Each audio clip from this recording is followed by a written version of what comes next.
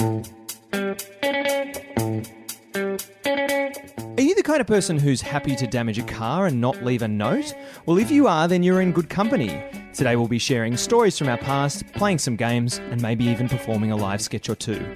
Let's get an electric shock from a frayed iPhone cable, grab your knitting needles and a blanket because it's time for three old friends to sit around and sew a new patch into their quilt of friendship. So join me, Dion, under the covers with Christian. Welcome to Patchwork. And Josh. Welcome to Patchwork. Now, guys, before we get started, in the last patch we mentioned we were nominated for Best Comedy at the Australian Podcast Awards. We have since then had the ceremony, and what a ceremony it was. As predicted, we didn't win, and we did lose to Tony Martin, so exactly what we thought would happen. But we got to meet Tony Martin. We got to meet Tony Martin, his producer, and it was awesome. And it made the night all good, didn't it? Apart from the loss. No, it was a great night. We had a lot of fun. So thanks to the Australian Podcast Awards for putting that on. Met some really cool, awesome people, and it was a good night all round. Thank you for kicking us off on a high note, Josh. Now, before we get started, Dion, let me get started with you. Let's do it. Josh, Dion and I were in the tram on the way home from one of your comedy festival shows, actually, and we got into an argument. Now, for you listeners, it'll be good to know that we argue most of the time when we're not recording the podcast as well. Particularly on trams. Yeah. So Dion and I were on this tram and we got into an argument about the definition of pretentious. And Dion, during this argument, Dion said, yeah, look, that girl, that one with the reading glasses, that's pretentious. Yeah, what sort of reading glasses were there? Regular reading glasses. It doesn't matter. It's not pretentious to wear reading glasses. I can assure you, if I point out someone that has reading glasses that I don't like, there's nothing regular about them. Were they a unique shape? Were they tortoise shell? It doesn't matter what they were. Yeah, it does. Dion didn't understand what pretentious meant. I think you can define someone as pretentious based on something they wear. By their reading glasses? Yeah. So Josh, you're wrong as well then. You're both very wrong. Christian, what is the definition of pretentiousness and what is your definition of pretension? I think... You just used two words, pretentiousness and pretension. What do you want, mate? So, pretentious is when you make yourself out to be more important than somebody else or something else. So for example, is that wrong? No, I'm like, that's amazing because I can't define that word. Yeah. I know what it is, but I cannot.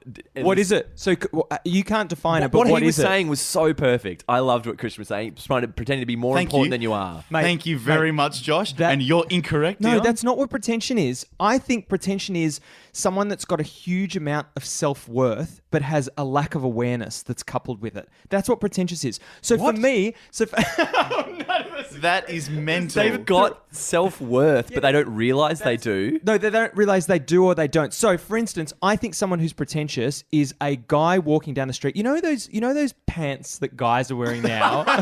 So you know those ankle pants? Yeah, the ones guys wearing that chinos. cuff at the ankles. Yeah, they cuff at the ankles and then they've got their Bosa shoes and they've got like the jackets are too tight and they've got what Christian hates the most. What is it, Christian? What? A leather bag. You're A an leather idiot. bag. Different argument. I don't hate...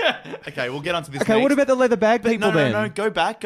Those idiots that wear the cuffed ankle things. It's pretentious. No, it's not. It's pretentious attire. It's ugly, but it's not pretentious. Yeah, interesting. They're not making themselves out to be more important than they are. They just don't have good taste. Josh, what do you think? I'm thoroughly confused.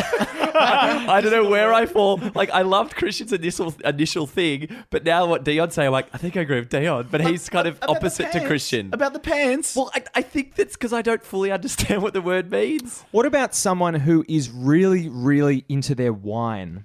What about someone who loves wine and describes it as having an oaky sort of neck and shoulders? if that person has had heaps of wine in their life and has studied wine and read about it, They and can't be pretentious? No. To speak about it in context wouldn't be pretentious, but if they're bringing it up without it being in context at all, I think that would be pretentious. I reckon we could all run through different examples of people and kinds of people we think are pretentious, and we would all agree. We go, yes, that's pretentious. Yes, that's pretentious. Okay, here we go. Girl with fringe and... Girl with fringe, large glasses with thin gold rims. Riding tram near Dion. But see, it's not You are defining pretension by what someone wears. It's not pretentious to dress a particular way. Yeah, yes, it is. You can be. That definitely is a definition. Like, that's one aspect of pretension. I want to go back to your point before, Josh, where you couldn't define pretentious. This is why Dion and I argued on the tram for 15 minutes, because when anyone says to you, define this word for me, it's impossible, because you can't define a word without using it itself in the sentence. Well, you can. The dictionary is full of those words. But it's so hard. It's like, okay, watch. Define example for me right now. It's when you compare two things that aren't the same. Give an example. It's really hard to do. Define. Actually, I had this exact thing where many years ago, one of my friends had a Japanese exchange student, and we took him to the Grand Prix one year. And I was trying to explain things to him, and when he didn't understand what I said, I had to work out heaps of different ways to say the same thing. And I think I was trying to explain what, like, the V8 supercars, like the nature of that, the way it's a touring thing and they go around the country and drive. And I just kept going this simpler and simpler layers. I started here, I went, no, go simpler than that. The cars that drive around all of Australia. And then simpler and simpler. Yeah. It's a nice day, isn't it? I can imagine, Josh, you getting so frustrated in that situation. By a foreigner who I don't speak his language. Yeah, I was livid, mate. What do you think? What do you think, Christian? No, Josh would be very patient in those situations. As if he would be. Because he understands that it's not expected of the other person to be able to speak his language. Yeah. If he was speaking to someone who spoke English who didn't understand V8 supercar touring, then he would be upset. We had a similar situation today. I went for lunch with a couple of friends and we went to get some falafel wraps. And one of my friends, who's lactose intolerant, said to the guy who was serving him, who was a Middle Eastern guy, he said, no yogurt, please. And the guy was like, I'm sorry? He was like, no yogurt, please. And the guy was like, so he walked around the table. He walked closer to him so he could hear him. And he said, no yogurt, please. And the guy had obviously no idea what he was saying. And I just said, no dairy? And the guy was like, oh, yes. And I was like, pivot, mate. He obviously doesn't get what you're saying. It's not a sound issue. It's not that it's not reached the ears. But my friend was about to have dairy. Because I feel the limit on that, I'm always like, third time, you just agree. It's like, you go, sorry, what was that? This. Sorry, one more time. Sorry, once more. Yeah. Like, you get that third, you cannot go again. I feel like we do really take for granted that we can go anywhere in the world and English is either the first or usually the second language in that other country. What an amazing advantage that is. And I feel as well like we have such a poor grasp of English. Yeah. Like, as a medium, like the three of us probably, we have a firm grasp of English. Well, that's the thing. I have no theoretical understanding of the English language. I barely know what a noun... I know what a noun is. I barely know what a verb and an adjective are. One of them's a doing word. Other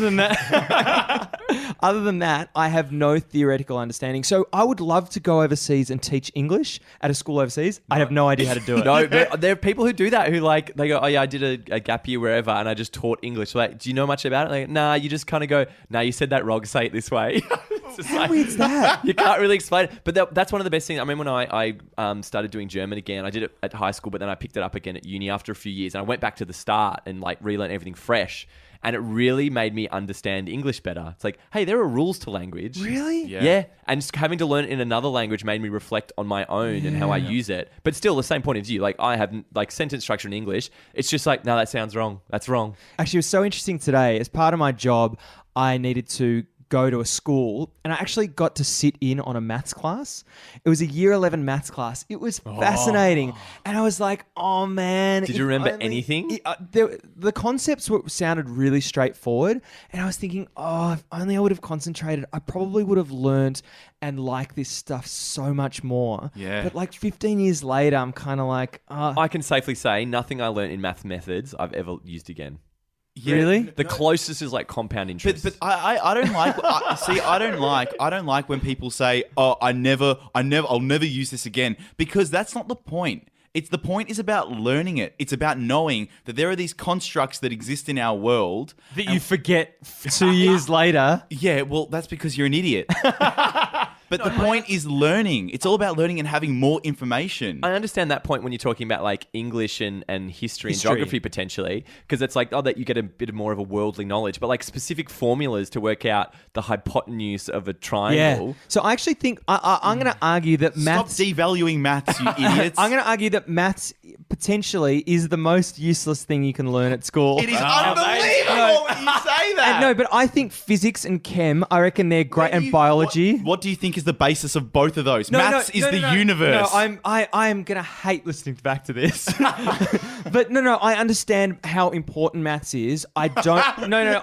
Sorry. Let's rewind 30 seconds. Dion said maths is the most useless thing you can possibly learn. Pure maths. Which one of you just said that maths isn't important? I'm just piggybacking on the back of that. But I think that knowing pure maths, I don't know if there's any... Like, if you know physics, if you understand Newton's laws, that can have application and wise up your brain. Whereas pure maths, like Pythagoras' theorem, when am I going to need to know that? Why do I need to know that? I never need to know that. And more so, why isn't that stuff interchanged with life skills? Learning about compound interest, Josh mentioned, was something that's really benefited him in his life. I would have loved to learn about how to do my fucking tax return than doing Pythagoras' than doing Pythagoras' theorem. Mate, Pythagoras getting a short stick this episode. His fucking theorem. Imagine if they said that to him back in the day. Useless, mate. Put it away. Why would I ever have a triangle with two sides and need to know the other side? Pythagoras, I'm going to forget this in 2 weeks.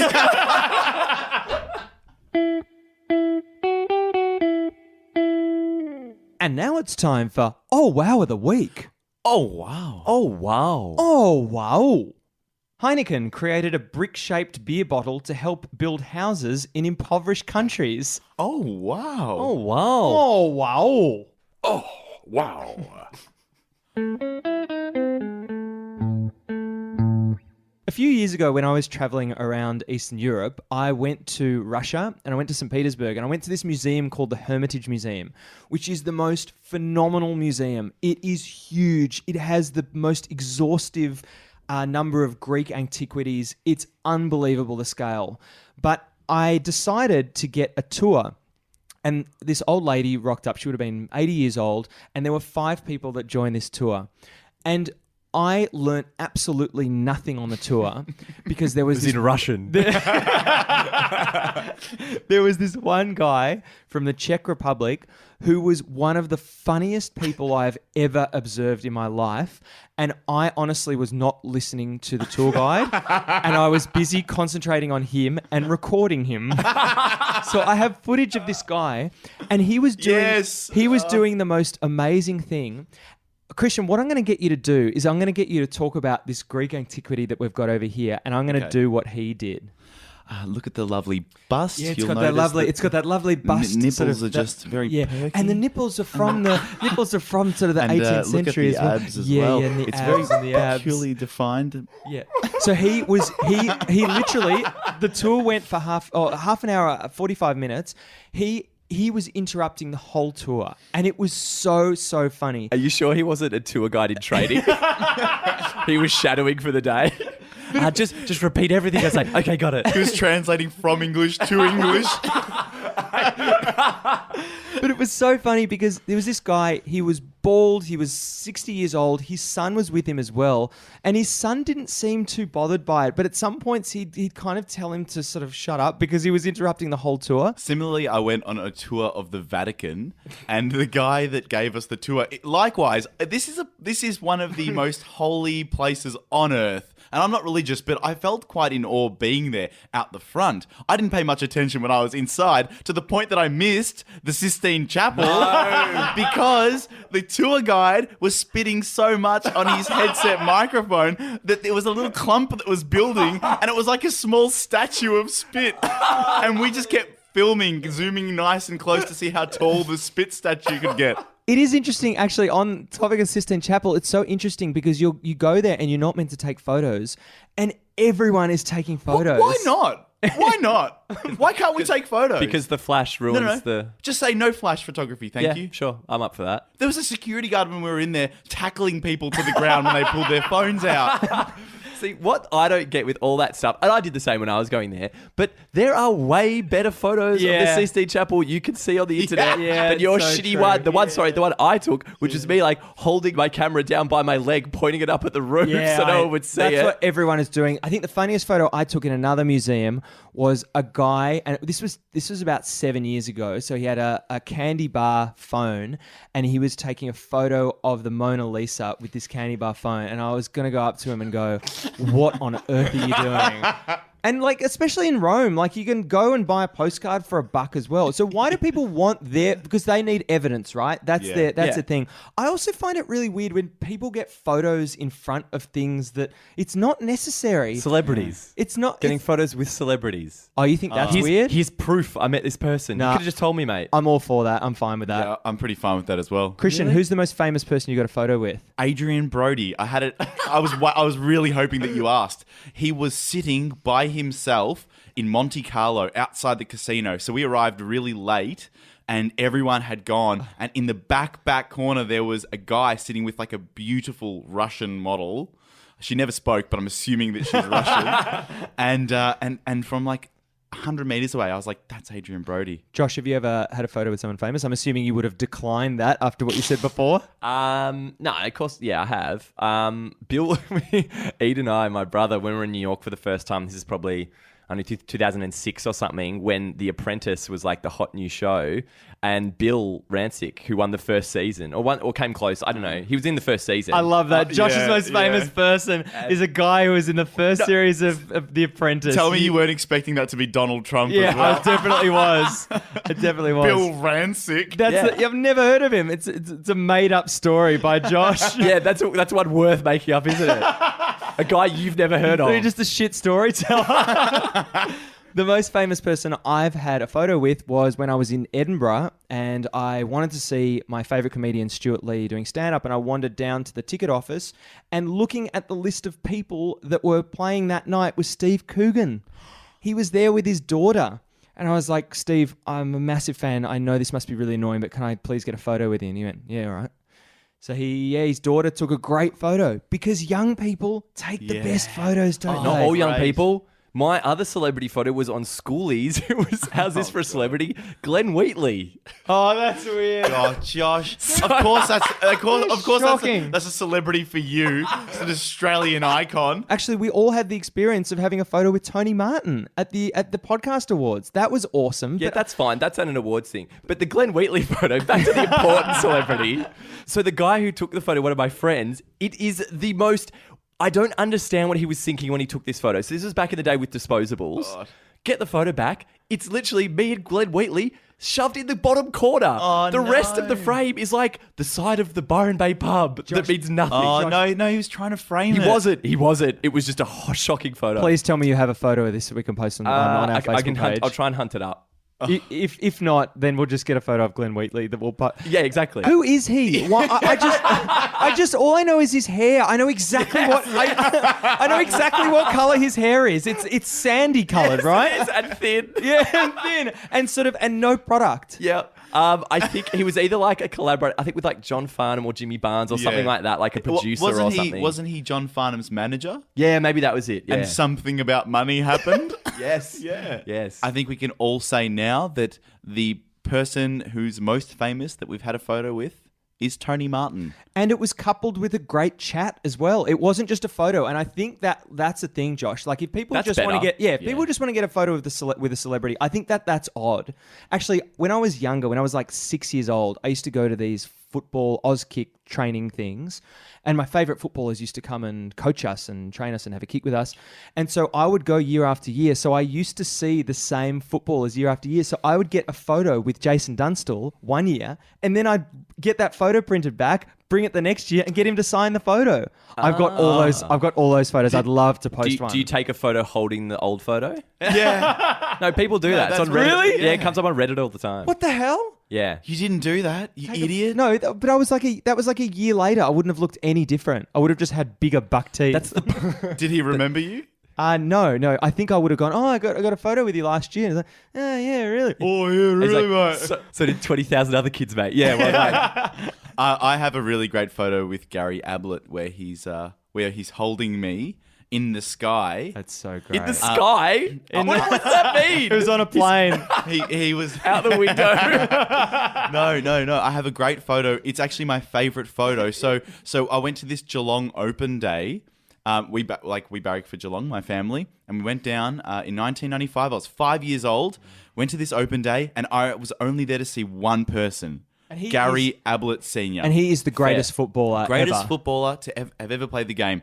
And I walked around, and my dad says that I was ignoring footballers: Peter Riccardi, David Mensch. I don't want to borrow them. Where's Gary Ablett? Who was that footballer? I don't want to borrow them. And he wasn't there, and I was shattered. And so to walk out to the car park, we had to go through the pokies. And it just so happened that at Geelong's open day, Gary Ablett chose instead to play the pokies. No, he So we were walking through the pokies, and Gary Ablett was there, and I was just, and my dad, thank God, tapped him on the shoulder and was like, Gary, do you mind taking a photo with my son? And he was like, he was the best guy, and he was just like, yeah, absolutely. Come on, champ. And I was a fat kid, but it doesn't matter. Gary hoisted me into the sky, and I Even though it was indoors in a pokies venue. Into the smoky ceiling. and I took my favorite photo that's ever been taken. Yeah, that's great. Yeah. I would have loved that as well. Josh, as you know, Dion and myself, we first became friends when we used to host a radio show together, a university radio show with a friend of ours and another comedian, Bo Fitzpatrick. And we did a segment once, which was a one-off, and it was so enjoyable to do that we thought we'd bring it back to the modern day. So the idea behind this segment is that each of us have, before the show, searched for a real nursery rhyme and also created one ourselves. Mm-hmm. And we're going to read them out, and the other two have to decide between themselves if it's real or if it's not. So I'm going to read two out. The first one may or may not be real, and the second one may or may not be real. I'll let you decide after I've read them out. Okay. Pussycat, Pussycat. By Anonymous.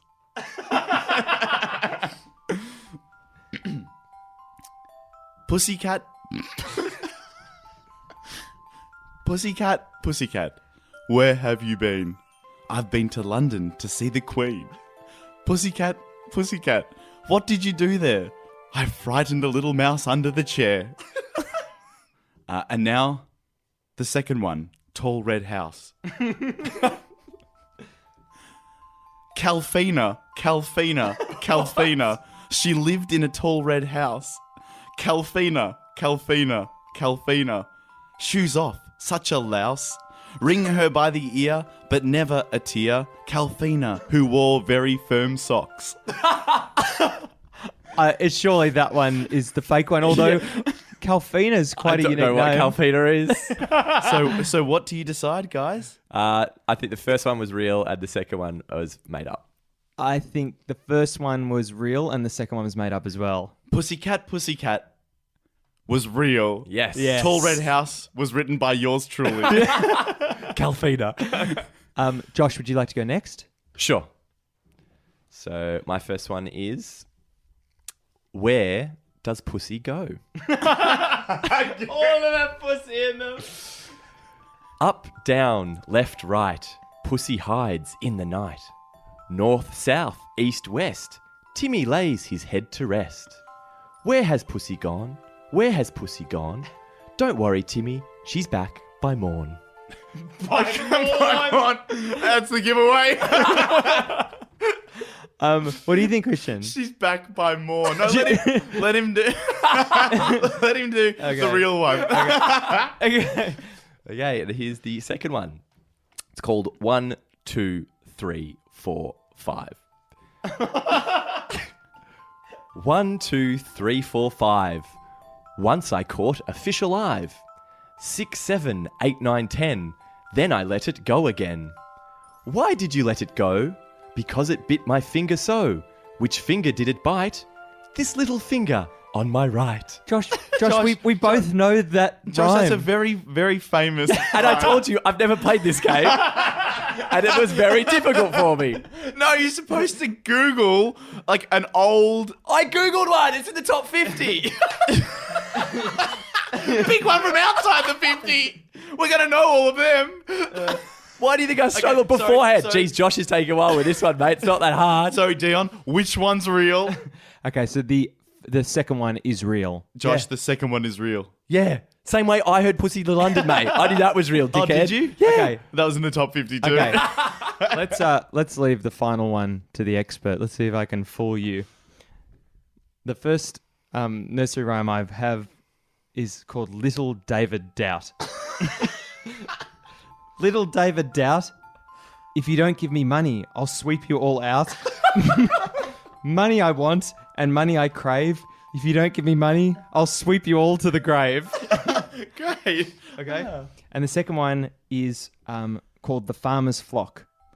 The farmer looked at his flock and then at his hands. 2 rivers run between them, for whenever he glanced upon the horizon, it reminded him of the earth beneath him.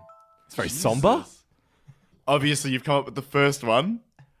I think the first one is more silly. The second one, I feel like Dion couldn't help but write something stupid.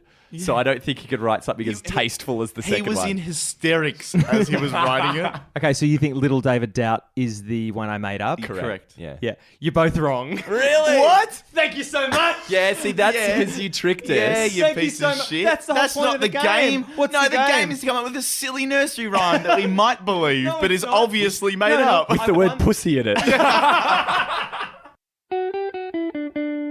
So I was walking to my car the other day. It was parked outside a friend's house.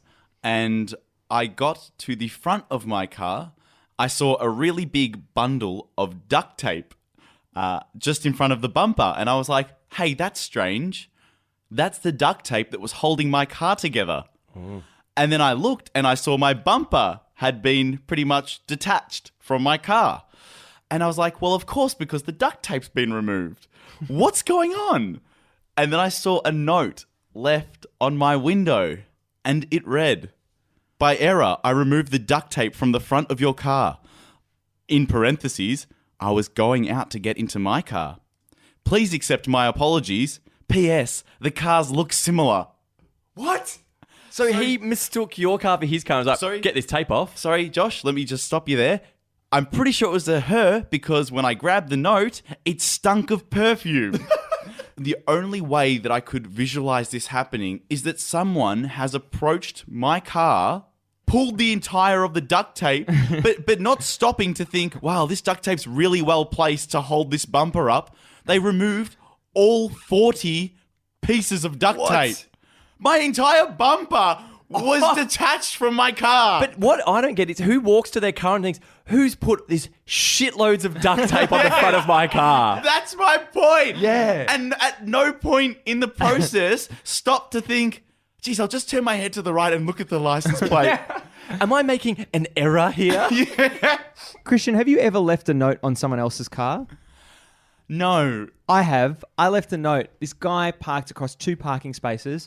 I got a bit of cardboard out the back of my car and some lipstick, I think it was. The lipstick in my car. And all I wrote was, shit park. And I thought they need to know about this stuff. These people have to be aware of what they're doing wrong. And there's got to be someone who's letting them know. Is that effective? Do they read that and go, this guy's a tosser? Like, well, I piss haven't off, seen him mate. park like that again. Oh, yeah, good.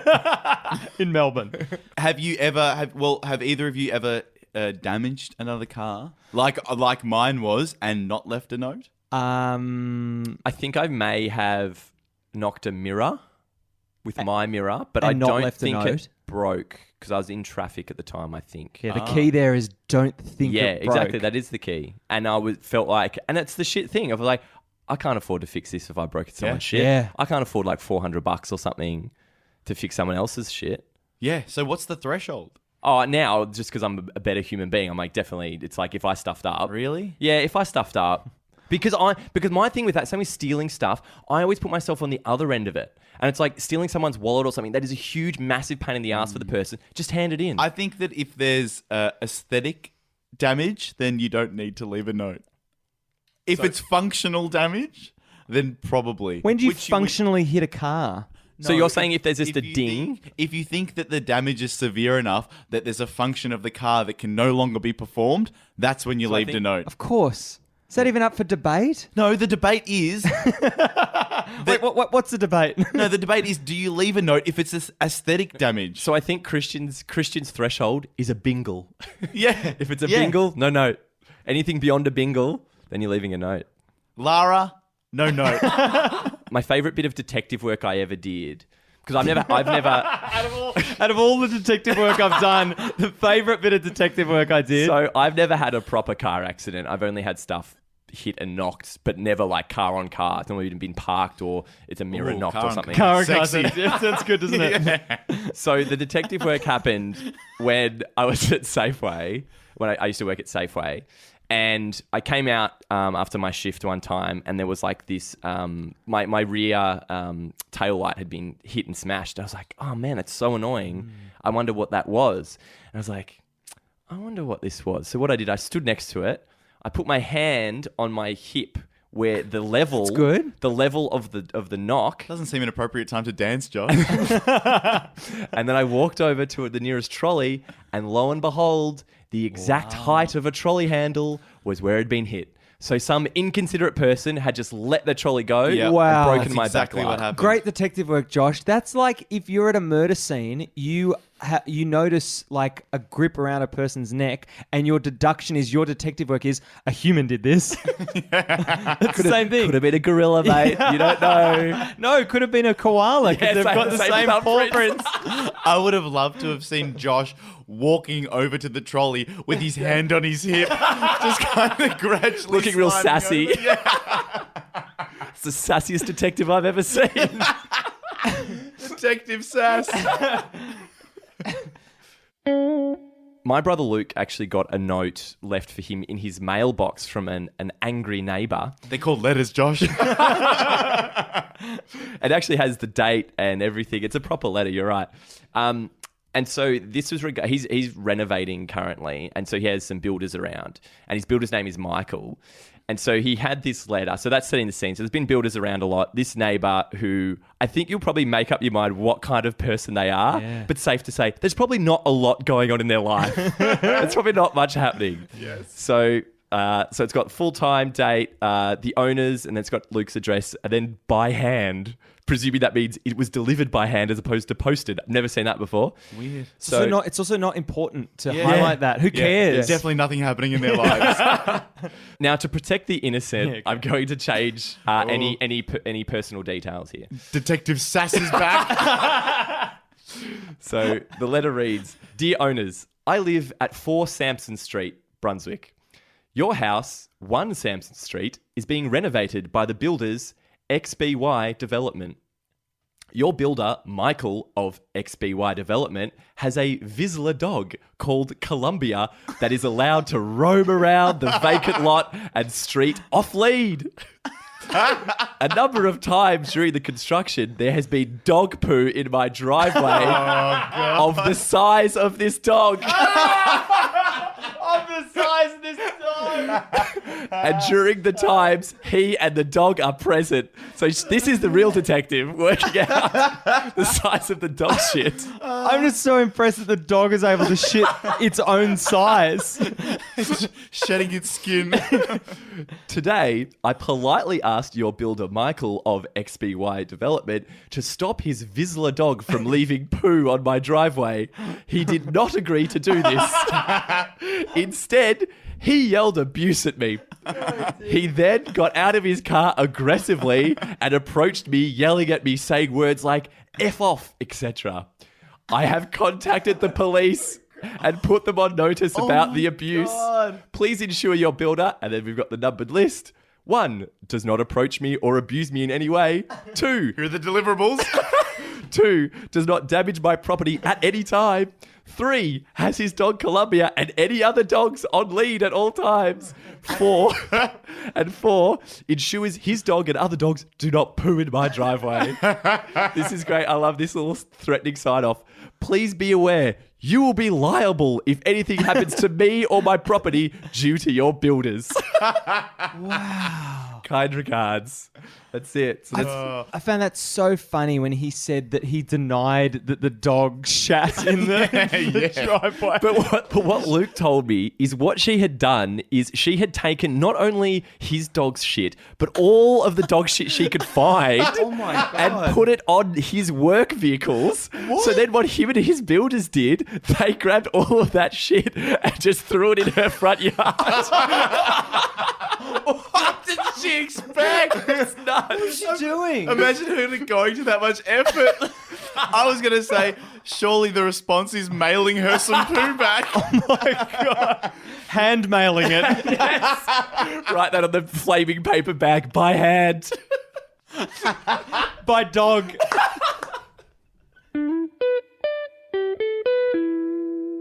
Really, really good.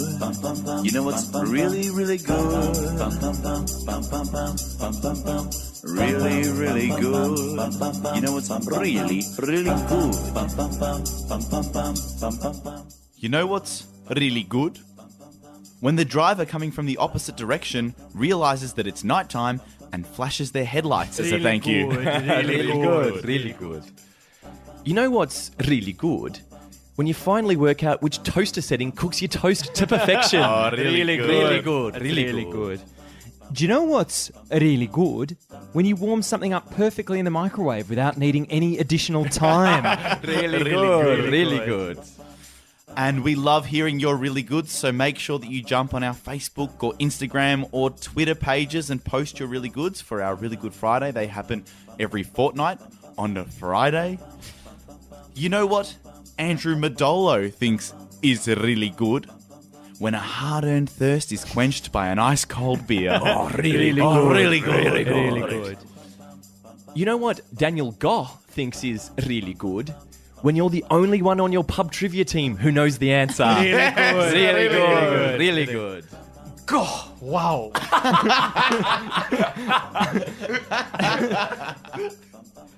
And you know what Kate Linda thinks is really good? Being home to sign for a delivery rather than having to attend the post office or worse, the mail depot. Really good.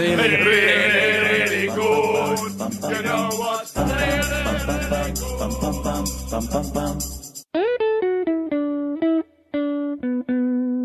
Thank you for listening to Welcome to Patchwork. Our podcast comes out every 2 weeks on a Wednesday, so remember to subscribe to us so you get it downloaded automatically. We also have Facebook, Instagram, and Twitter accounts. We've been very active on Twitter lately. A lot of retweets, a lot of likes. It's been great. And don't forget to mention our Patreon page. We have a Patreon page, so if you want to support us, you can donate as little as $1 a month if you want. It's a subscription. Some of you may not realize it's a subscription. It's a recurring payment. Recurring payment. $12 a year. Yeah. That's 3 coffees. What Christian is saying is don't be too generous.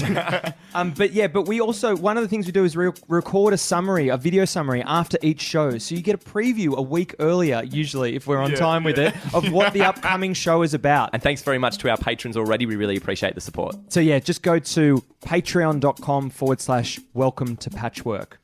Josh, what did you sew into your patch this week?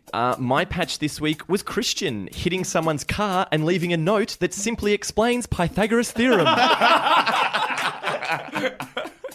Christian, what did you sew into your patch this week? Josh, I sewed into my patch Glenn Wheatley, a man with sandy, thin hair and no face.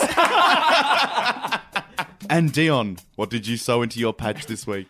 My patch this week is a Vizsla dog taking a shit at the height of Josh's hip. Thank you for listening to Welcome to Patchwork this week. I've been Dion. I've been Josh. And I've been Christian. Goodbye. Goodbye. Goodbye.